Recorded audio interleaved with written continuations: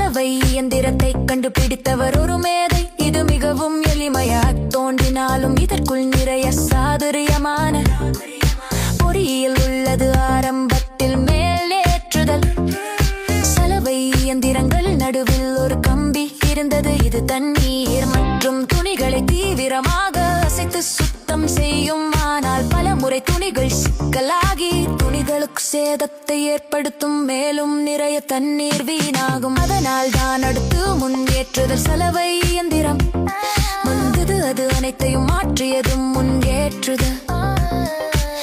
தினம் கிடைமட்டமாக இருக்கும். மேலும் ஒரு முன்னேற்றுதல் சலவை இயந்திரத்தில் 2 ட்ரம்ஸ் உள்ளன.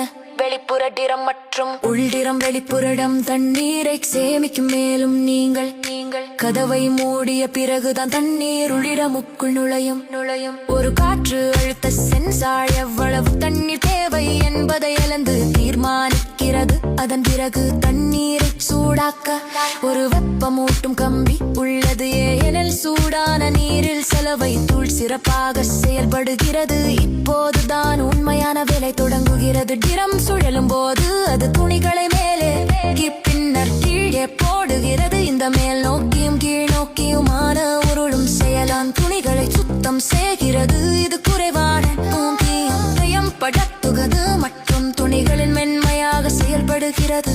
சுழற்சி முடிந்ததும் ஒரு வடிகால் பம்ப் அழுக்கு நீரை வெளியேற்றுகிறது.